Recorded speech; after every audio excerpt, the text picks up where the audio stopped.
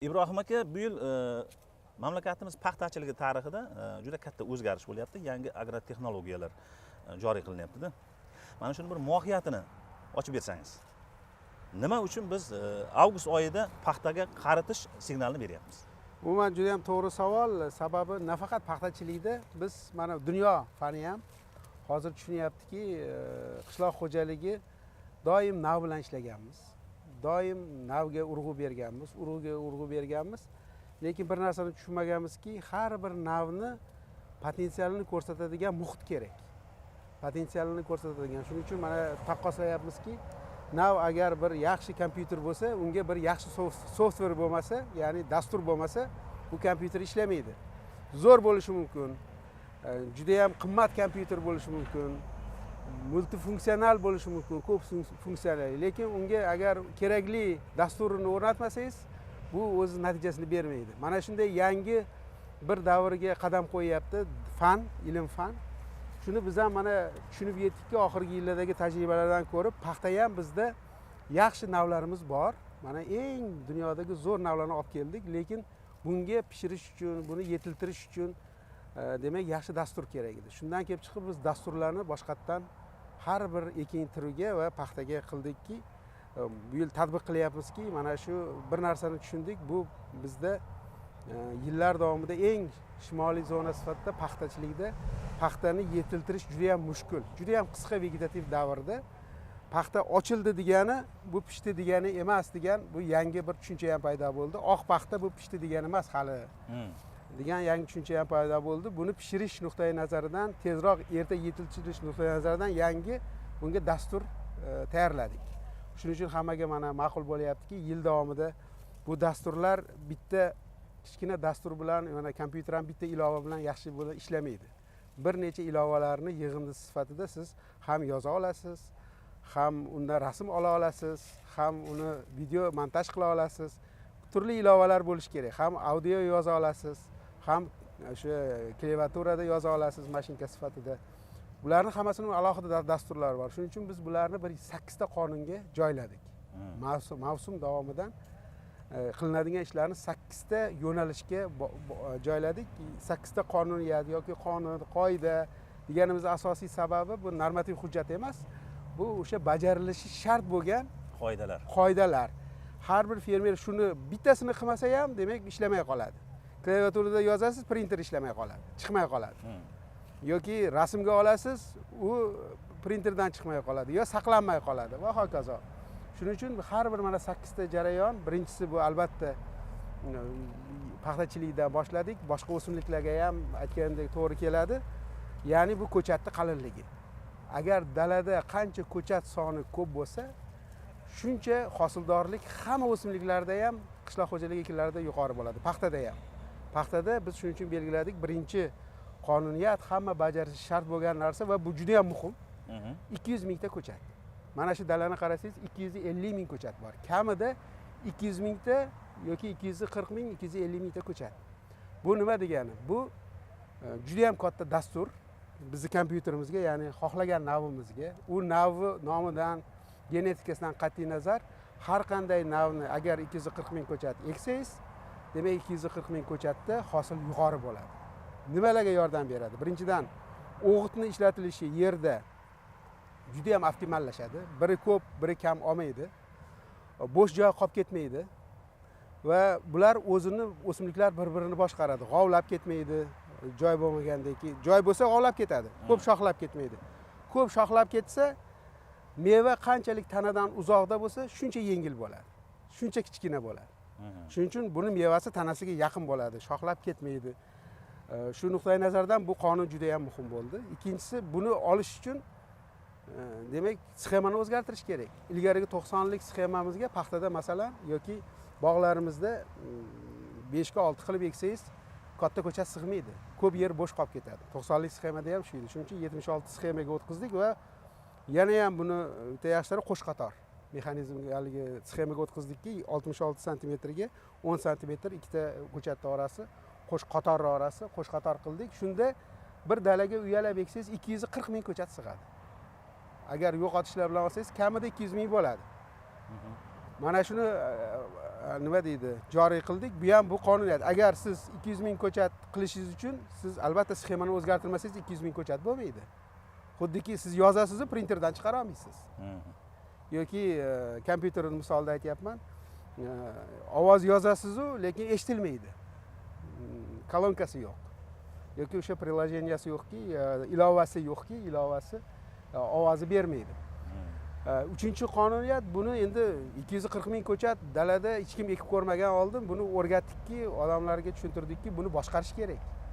Mana e'tibor beradigan bo'lsangiz, agar o'simliklar 90 ga ekilsa, 100 ming ko'chat bo'lsa, oldinga qaraganda shoxlab ketadi. Qonuniyat bu yoqda mana shu buni boshqarish kerak. Agar shu 90 ming ko'chat bo'lganda bu joy qolgan bo'lardi, shoxlardi va buning natijasida yerda o'g'it ham ko'p qolgan bo'lardi, bu o'sardi. Qancha o'ssa, shu o'simlikning energiyasi shuncha ketib qoladi. Bu ham qonunga bog'liq. Shuni boshqarish nuqtai nazaridan mana qarasangiz, dalada 95 santimetrlik paxta. Qonuniyat yozdikki, paxtani bo'yi 95 santimetrdan o'smasligi kerak. Ya'ni eski bizning tushunchada 12 ta shox. Nima uchun 12 ta shox? 95 santimetr. 12 ta shoxda bittadan ko'sak bo'lsa bo'ladi. Bittadan 12 ta ko'sak bo'ladi. Endi nima uchun 12 ta ko'sak yoki 10 ta ko'sak? Mana o'rtacha 10 ta ko'sak, ikkitasini ham yo'qotaylik deylik. O'rtacha 10 ta ko'sak 200 ming ko'chatda 2 million ta ko'sak bo'ladi. Yerda 3 grammdan hisoblasangiz 60 sentner bo'ladi. 60 sentner kafolatli paxta yetishtirish uchun bo'yini o'stirish shart emas. Ilgarigi tajribada 90 ga ekilardi, 100 ming ko'chat bo'lardi, joy qolib ketgani uchun shoxlab ketardi. 35 ta ko'sak olardi va bu ko'saklar shoxdan uzoq bo'lgani uchun mayda-mayda bo'lardi, 1 grammlik ko'saklar bo'lardi va bu ko'p ko'saklarni pishira olmasdi. Kuchi ketib qolardi paxtani. Bo'yi ham 2 metr bo'lardi. O'shaning uchun biz mana boshqarish qonunini qilib berdikki, hamma boshqarsin buni bo'yini. Buni qanaqa qilib boshqaradi? Albatta, birinchidan 200 ming ko'chat o'zini boshqaradi. O'sib ketmaydi. Ovqat chegaralangan yerda mikro o'g'itlar, makro o'g'itlar chegaralangan, chunki ildiz ko'p. Ikkinchidan o'sishga, shoxlashga joy yo'q. O'zi avtomatik tarzda buni boshqaradi. Ikkinchisi, buni boshqarish uchun albatta o'sadi. Baribir bunga qo'shimcha minerallar beramiz, o'g'itlar beramiz.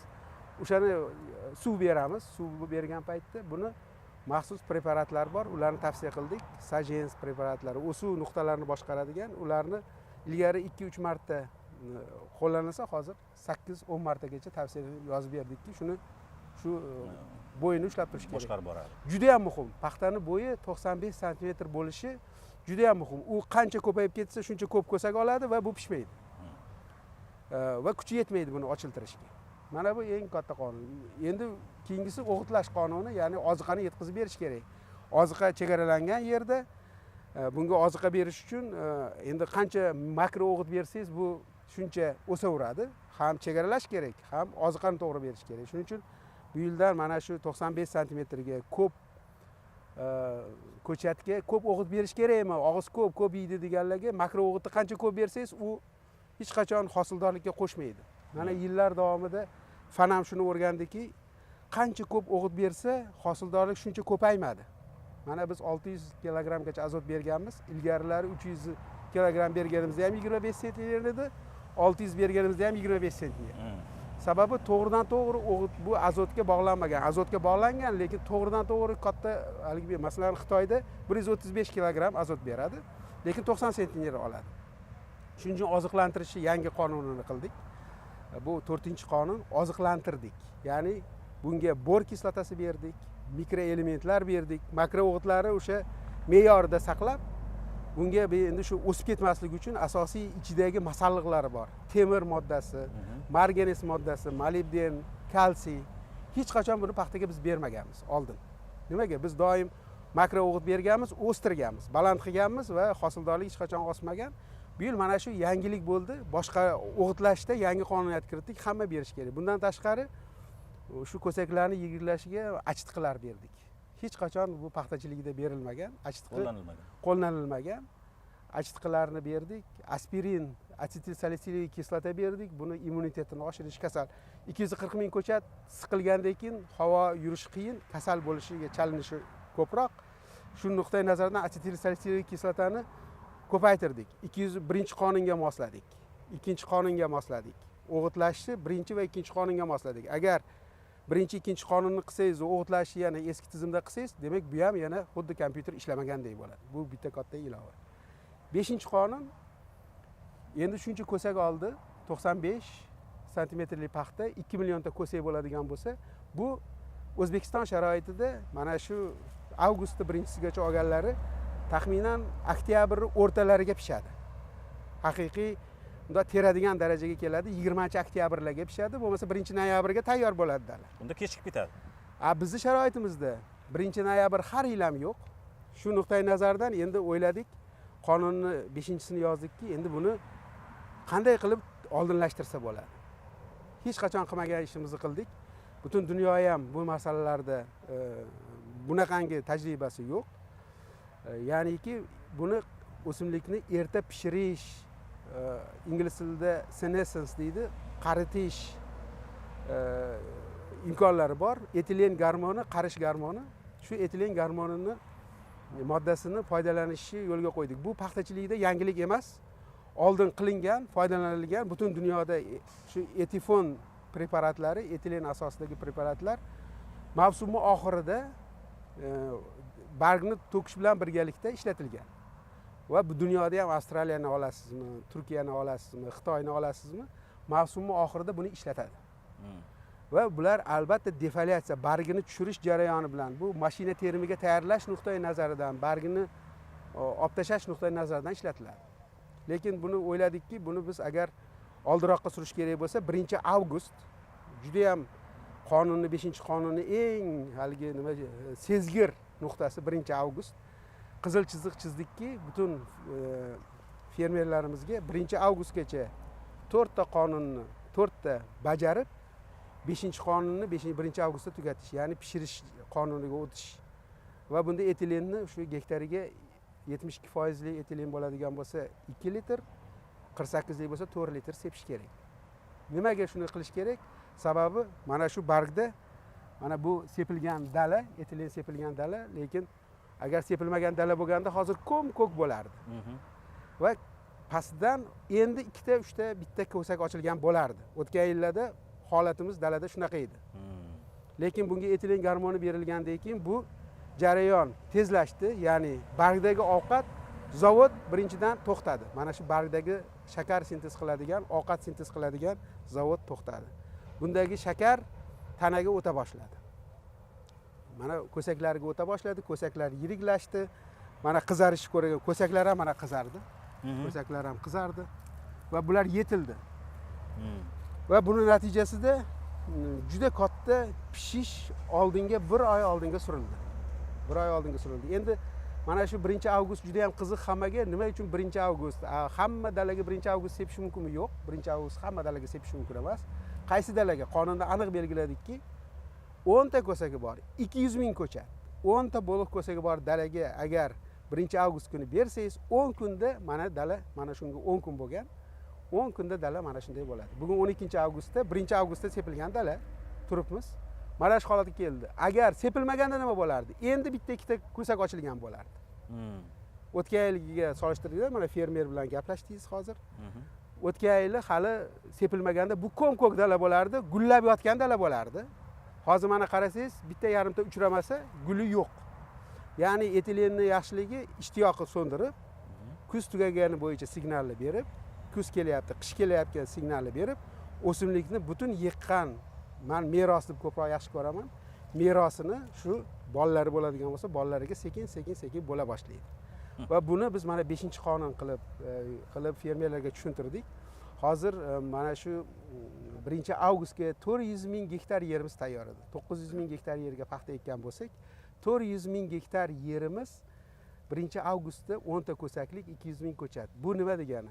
Har bir ko'sakka agar 1 grammdan qo'shilsa, etifon sepilgandan keyin bu degani qo'shimcha 20 sentner paxta paydo bo'ldi degani avgustda. Mana avgust 10ida. Mana shu dalani o'lchadik. Etifon tegmay qolgan joylardan 10 ta ko'sakni olib qo'ysangiz 44 gram. Bu 4 grammga to'g'ri keladi bittasiga.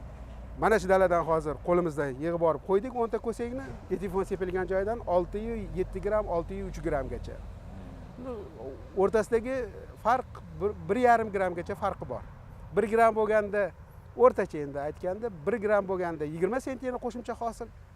Boshqa dala sepilmagan dalaga nisbatan. Hozir avgust sentyabrda yoki 1,5 gram bo'ladigan bo'lsa 30 sentner qo'shimcha hosil bo'lyapti. Bu degani juda ham katta, mana 5-qonunni ishlagani. Juda ko'p fermerlarimiz bunga xayrixoh bo'ldi va o'zlari tajribada, mana Yozyovonda turibmiz. Yozyovondagi daladek tajribada hamma ko'rdi, o'zi ishonch hosil qildi va juda katta samara berdi. Va buni bir narsani tushundiki, fermerlarimiz etifon bu g'o'zaga teskari ta'sir qiladigan narsa emas. Agar bo'liq ko'sagi bo'lsa, bo'liq ko'sagi yoshiga sepib bo'lmaydi, buni tushuntirdik. Bo'liq ko'sagi bo'lmaganlari ham mana bizda dalalarimiz kelyapti. Yana 20-30% dalamiz 15-avgustga tayyor bo'ladi. Etifonga sepadigan dala paydo bo'ladi. Ular ham kamida 2 millionta ko'sak. Yana bir 20% dalamiz 1-sentyabrgacha boradigan dalalar bor. U 1-sentyabrda tayyor bo'ladi etifon. Shunda ham oldin etifon sepib, qonunimiz belgilab beryapti. Qilish shart bo'lgan, keyin defoliatsiya. Oldingi yillardagi eng katta xatoyimiz mana shu ko'm-ko'k bargni ovqati bilan biz defoliatsiya qilib tashardik. Ochilardi, 30-40% ochilganda, demak 10 ta ko'sakdan 4 tasi ochilganda shu bargni tashlab yuborardik. Bu ovqati o'tmasdan yerga tushib ketardi. Kuyib qolardi. Shuncha yil davomida qilgan ishlarimiz hammasi besamara yerga ketardi. Shuni hisobidan yillar davomida O'zbekiston paxtachiligida ham shu shimoliy zona bo'lganimizga haligi qaraganda biz hosildorlikni ko'tara olmadik. Dunyo mana aytaylik 60-50 sentner o'rtacha olganda, mana Turkiya davlatini oladigan bo'lsangiz, yaqinroq bizga, yo Amerika 60 sentner olgan, Avstraliya 70, Argentina 75 sentner olgan paytlarida ham bizda bu natija ko'rilmadi. Ularda ko'chat qalinmidi, yo'q, ularda ham o'sha biz qilgan sxemalarda ekardi ular, lekin ularda paxta pishardi. Chunki ularda vegetatsiya oxiriga yetardi. Bizda vegetatsiya oxiriga yetmasdi. Bu mana bizning olimlarimiz bu vegetatsiya oxiriga yetmasligini tushundi va bunga yarasha mana agrotexnologiya qildik. Ya'ni biz yangi software yozdik navlarimizga. Bu navga bog'liqmi? Albatta navga bog'liq. Masalan, oldingi holatlarda nima uchun bu ishlarni qilardik? Ko'sak qurti yeb ketardi. Birinchi, ikkinchi yarusini. Kamida 3 ta shoxdagi ko'sak qurti yeb ketardi. Bu 4-5 ta ko'sakni unda yo'qotardi. Keyin 90 ga ekkanimizdan keyin bizda chuqur kultivatsiya qilardik. Natijada ildizini kesardik. Har ildizi kesilganda bittadan gul tushib ketaverardi. Chunki 90 ga ekkandan keyin uni baribir bizda boshqacharoq tushuncha edi.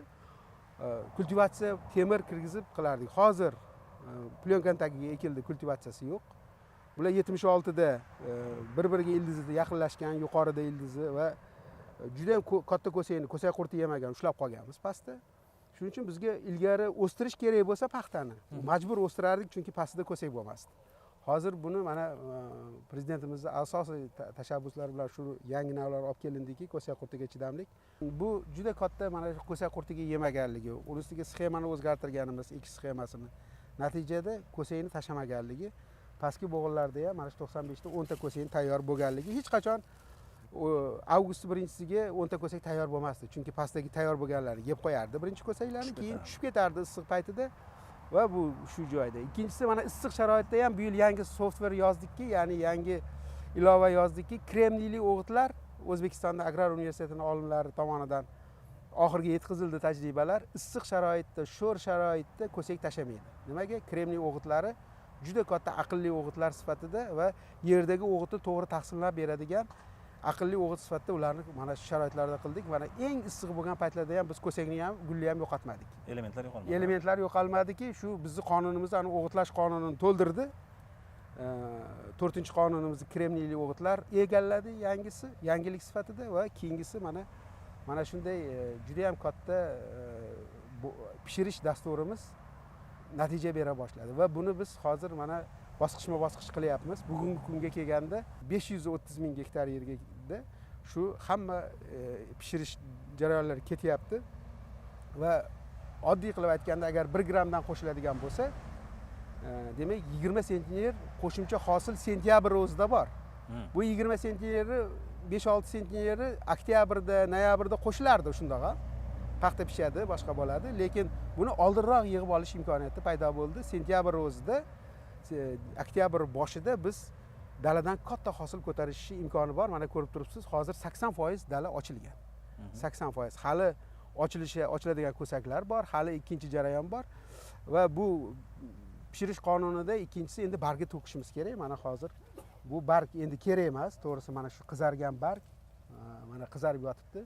Bunda shakar deyarli qolmadi. Buni yaxshi bargdan ko'rsatsak ham bo'ladi, bir qizildan olib. Mana shu bargni ko'rsatsak bo'ladi. Mana bargda deyarli oziqa qolmadi. Buni to'kib yuborishdan hech qanaqangi odam qo'rqmaydi. Shakarlari o'tdi, bu bir. Shuning uchun Avgron preparatlari bor, yengil ta'sir qiluvchi u ham.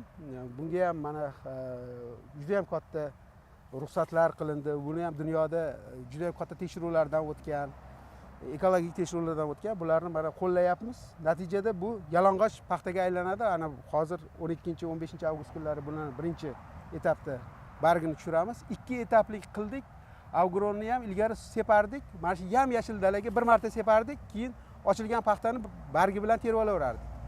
Bu juda ham noto'g'ri ekanligini keyin tushunib, mana bu yil dasturimizda 2 marta buni yalang'och qilib va eng muhim bosqich hech qachon buni qilardik, yarim qilardik. Uni ham sentyabrda Avgron sepib qo'ysak, keyinroq borib ko'm-ko'k dalaga ham magniy xloratlik defoliatsiya qilinadi. Desikatsiya qilardik.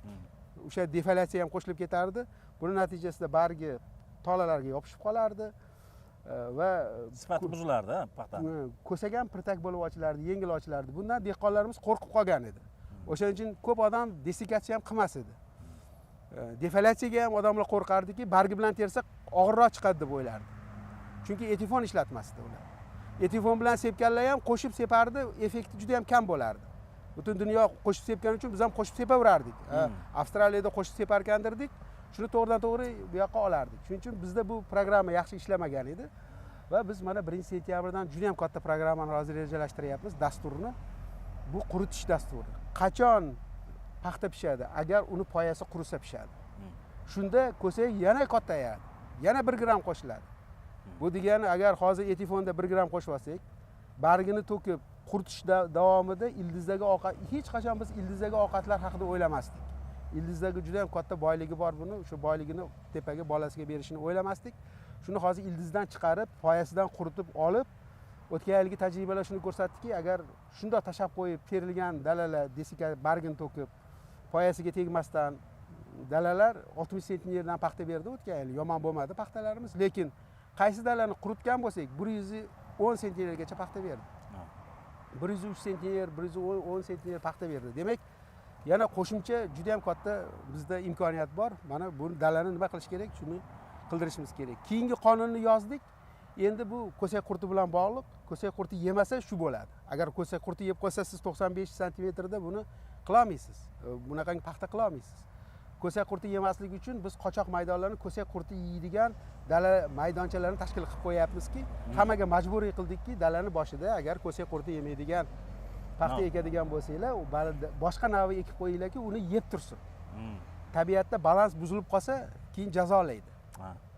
Ko'payib ketib qoladi u qurt. Shuning uchun buni qildirdik. Bu ham juda ham muhim. Agar shuni qilmasangiz, 1 yil hosil olasiz, 2 yil hosil olasiz, 3-yil bu hosilni hammasini yo'qotasiz. Chunki 95 ga o'rgatgansiz o'zingizni, pastdagi ko'sak 12 shoxdagini ko'sak qurti yeb ketadi. Keyin yana buni o'stirishingiz kerak bo'ladi. Shuning uchun juda ham muhim qonun. Qochoq maydonlarini qildirdik. Bu nazoratga olingan, registratsiyadan o'tgan tartib. Buni tartibini ham qilib berdikki, bu shunchaki og'zdagi gap emas, bu qonunni, ya'ni o'sha qochoq maydonlarni qilish tartibini tasdiqladik Adliya vazirligidan. Har bir fermerimiz bunga hozir mana amal qilishni boshladi. Keyingi qonun endi ekologik qonun. Ekologik qonun mana hozir endi juda katta maydonga, mana shu maydonni ham qarasangiz, plastik materiallar ishlatilgan. Ya'ni plastik mulchalashni ishlatganmiz. Bu juda ham katta samara beryapti. Ko'sakni saqlab qolyapti, suvni tejayapti, tomchilash qilganmiz. Lekin bu plastik materiallar yerda qolib ketsa, yer tirik, tuproq tirik, yerni bo'g'ib qo'yadi. Xuddi o'zingizni plastik qop bilan kallangizga kiygandek tasavvur qilsangiz, buni yaxshiroq tasavvur qilasiz. Yer tirik.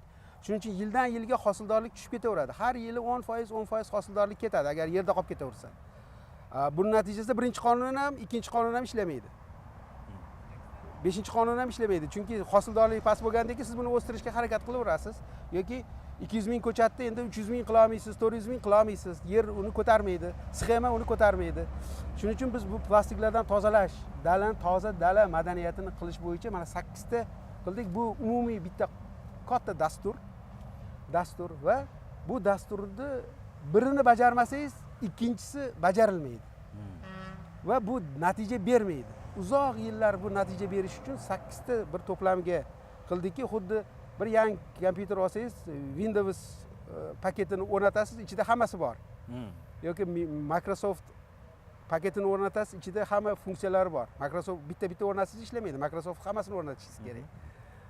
Bu ham xuddi shunga o'xshagan bitta katta dastur qildik. Buni biz tushundik. Urug' bu katta kompyuter. Bu kompyuterni ishlatish uchun imkoniyatlari deyarli barcha navlarda bir xil. Agar bunga siz effektiv o'zimizga moslashgan, eng shimoliy zonaga moslashgan dasturni o'rnatsangiz, bu natija beradi. Va buni yilni boshidan, yanvardan boshlab mana bugun ko'rib turgan dalangizdagi natija va fermerlardagi katta imkoniyat. Endi bunda eng katta qiziq joyi qayoqda? 1-avgust. Nima uchun 1-avgust? Men ko'p odamga tushuntiryapman. 1-avgust nima uchun bu 10-avgust emas? Nima uchun qayerdan olindi bu 1-avgust? 1-avgust bu marra bu yil uchun ishlamagan bo'lsa ham, ko'pchilik dalasi 1-avgustga bu yil tayyor bo'lmagan bo'lsa ham, lekin keyingi yillar uchun 1-avgustga hamma o'tish kerak. Keyingi yillarda hammani 1-avgustga o'tkazish uchun 1-avgust programmadagi, dasturdagi eng muhim marra. Buning uchun nima qilish kerak? Vaqtli paxtani ekish kerak. Chunki 1-avgustga tayyorlash kerak. 1-avgustdan o'tgan paxta noyabrda pishadi. 1-avgustdan keyin olingan ko'sak noyabrda pishadi. Bizga noyabr yo'q. Shuni hisobga olib 1-avgustgacha ko'sakni shakllantirib olishimiz kerak. Shuning uchun dasturdagi eng qiziq joyi ham va yangiligi ham dastur 1-avgust. Mana shu 1-avgustga agar biz hamma bu yil mana 40% ni tayyorladik dalamizni. 40% dan ko'prog'ini. Narigi yilga bu 100% tayyor bo'lish kerak. Mana shunda bo'ladi. Qolgan narsalar hammasi yangilik emas. Pishish tezlashtirish ham yangilik emas, preparatlar ham yangilik emas va bu joydagi biz ilgari e'tiborga olmagan narsamiz buni xarajatlari ko'p odam savol berdi. Qimmatmi? Yo'q. 1 litr gektariga sepsangiz etifon 170 ming so'm yoki 2 litr biz talab qilganimiz sepadigan bo'lsangiz, yoqilg'isi, sepadigan hamma ishchi kuchlari bilan 332 ming so'm 1 gektariga. Lekin agar 1 gram qo'shsa shu 20 sentnerni hisoblasangiz 8 ming so'mdan bu degani 20 sentner 20 tonna 16 million so'm daromad. Qo'shimcha daromad. 332 ming so'm sarflab 16 million so'm daromad fermerga. Bu 50 barobar. Va qisqa muddatda 2 oyda bu qaytadi. 2 oyda bu 50 barobar bo'lib qaytadi. Shuni fermerlarga tushuntiryapmiz. Bu katta xarajat emas. Mana shuni dasturni ishlatilish qanchalik samara bo'lishi hammaga bog'liq, tushunishi hammaga bog'liq va bugun agar fermerlardan so'rasangiz, katta maydonda ekkanlar bu narsalarni ma'nosiga yetib bordi. 1-yilda juda ham katta masshtabda qildik buni. O'tgan yil 24 ming gektar yerda bu sinovdan o'tgan edi. Bu tajribalar Samarqand viloyatida va Qashqadaryoda oxiri algilarda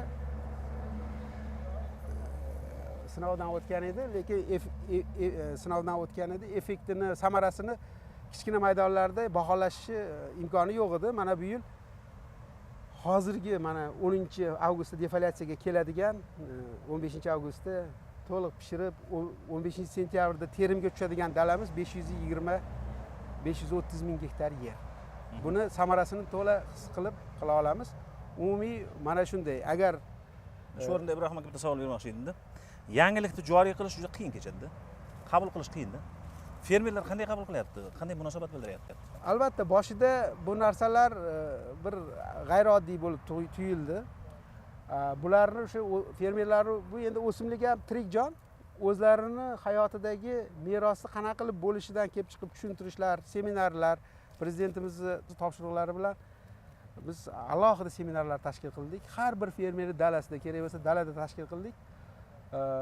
Chamamda hammaga yetib bordi va tushundi. Va buni natijasida mana hozir shuncha kattaroq masshtabda bu narsalarga amal qilganimiz bor, lekin konservativ fermerlar bor, kutib o'tirgan fermerlar bor, lekin mana hozir shu fermerimizni o'zi aytyapti, bunaqa narsani o'zi kutmagan. Va ko'pchilik etifon sepsa bu bargi tushib ketadi. Mana qarang, barg tushmagan umuman. Birorta barg yerda yo'q.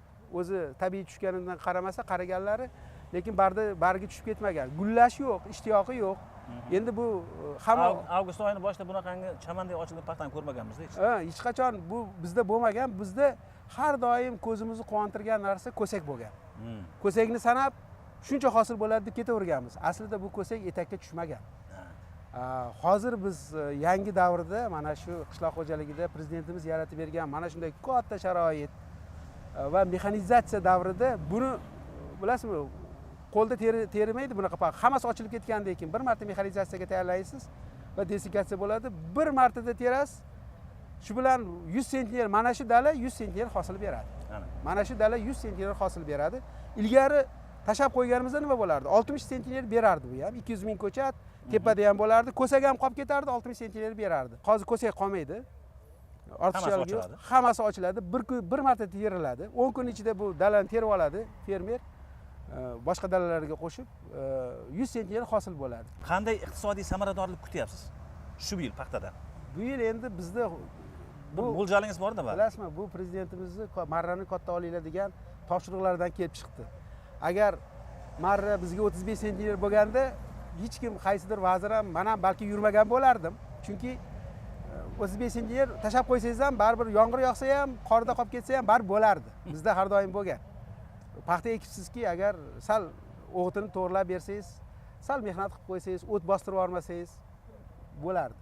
Lekin bu yil bizning marramiz juda ham katta. 4,5 million tonna marra qo'yganlar va lekin bizning imkoniyatimiz mana shunaqa dalalarimiz 90% 100 sentnerdan beradigan bo'lsa, biz 4,5 million tonna marraga yetamiz.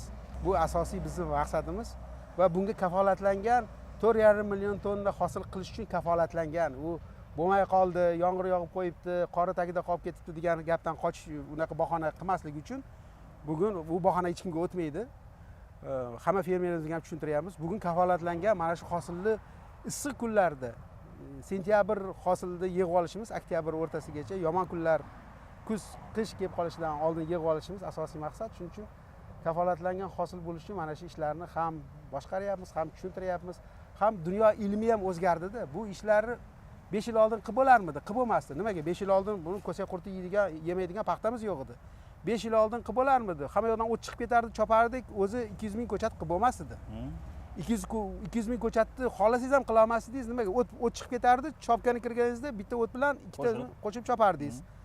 Bu bo'lardi. Shuning uchun prezidentimiz mana shunday yangi navlarni olib kelib bergan sharoitda endi buni texnologiyaga aylantirsa bo'ladi. Buni demak har doim boshqariladigan, kafolatlangan, hosil oladigan texnologiyaga aylantirsa bo'ladi. Agar bu bo'lmasa-chi? Bu bo'lmasa qilib bo'lmaydi. Chunki qonunlarni o'zingiz buzasiz, majbur bo'lasiz, havo yomon kelib qoladi, chopasiz, o't chiqib ketadi. Mana bu yil ham juda ham bahor yomon keldi. Ser yog'in keldi. Ser yog'in keldi. O't agar boshqa yillar bo'lsa, bu yil paxta bo'lmaslik kerak edi bizda. Mana dehqonlar bilan gaplashasiz. Nimaga? O'tdan qutula olmasdik. Xarajat, o'tni chopishga ketgan xarajatni o'zi dehqonni charchatib tashardi. Bu yil unaqa bo'lmadi. Juda ham katta maydonga, mana shu 600 ming gektardan oshiq maydonga biz ekkanmiz. Glifofatga chidamli navlar. Bir marta glifosat bilan mana birorta o't ko'rasizmi? Begona o't yo'q. Begona o't deyarli yo'q. Agar pastda mayda chuydalari bo'lmasa, u doimo bo'lgan, suv bilan paydo bo'ladi. Chetlarida, o'tlarda bo'lmasa, dalaning ichida yo'q. Nimaga? Dala shu bilan qiladi. Paxtadan baland o't yo'q-da? Paxta haqiqiy paxtazorga aylandiki, ko'p yerlarimiz shunaqa. Shuning uchun kafolatlangan mana shunday nima deydi, paxtachilik yoki kafolatlangan qishloq xo'jaligi dasturini amalga oshirish imkoniyati paydo bo'ldi. Ibrohim aka, shu suhbatimiz so'ngida mana shu yangiliklar fermerlarga nima beradi? Fermerlarga mana sizga aytaman. 14 million so'm xarajat, 50 sentner hosilni daromadi 26 million so'm. 26 million so'mmi 14 millionni xarajat. Mana shu hamma ketgan xarajatlarni hisoblasangiz, qolgani daromad bo'lyapti. 15 millionga, atrofida 14-15 millionga, gektarga qarab 70 sentner olganlarniki umuman juda ham ko'proq edi. Hozir mana shu 50 sentner olgan, agar mana shu pishirish dasturini qilib vaqtida ekib olsa, nima bo'ladi? Yana qo'shimcha gektaridan 16 million so'mdan bu sof foyda qoladi. Buni ichidagi xarajati sarfi 332 ming so'm. Bu mana fermer. Bu hali 16 million, o'sha 26 milliondan tashqari. Tashqari. Bu tashqari, chunki bu qo'shimcha hosil. 1 gramm qo'shganimiz hisobiga. Agar 2 gramm qo'shsa 32 million so'm daromad bo'ladi. Agar 3 gramm qo'shib olsa, mana Gurlanda kecha o'lchadik. Sepmasdan oldin 13 gramm edi, 14 gramm edi. Sepganimizdan keyin 22 gramm chiqyotdi. Bugun mana agro sepishdan oldin ancha pishib qoldi. 20 kun bo'lib ketdi, ular sal oldinroq sepgan edi. 20 kunning ichida 9 grammdan bo'libdi bittasi. Ya'ni 33 gramm chiqdi uchtasi. Buni ham e'lon qildik. Unumdor yerlarda ko'proq qo'shilishi, unumsizroq yerlarda kamroq qo'shilishi, lekin 1 gramm o'rtacha olib qo'shganingizda 16 million so'm daromad. Bu bir. Ikkinchisi, bu yog'in sochinga qolmasdan paxtani yig'ishtirib olish. O'ziga oson, yuqori sortlarga. Keyin buni issiq kunlarda terish oson, mexanikaga moslashgan, toza paxtazor bir martada terish. Xarajat juda ham kam. Uchinchidan buni tagiga ekish kerak, to'g'rimi? 90 bosta ekadimi yoki bug'doy ekish kerakmi? Buni tozalab tagiga ekadi va undan ham keyingi yilga katta zamin. Va qo'shimcha hosil degani bu albatta qarzdorlikdan qutulish degani, bu juda ham katta o'zini keyingi bosqichlardagi yaxshi urug'ga intilish degani, dalalar atrofini tozalash degani, yana obodonlashtirish degani, ko'cha ariqlar juda ham katta dehqonga foydasi bor. Mazmun suhbat uchun rahmat Ibrohim aka. Sog' bo'linglar. Charchamang.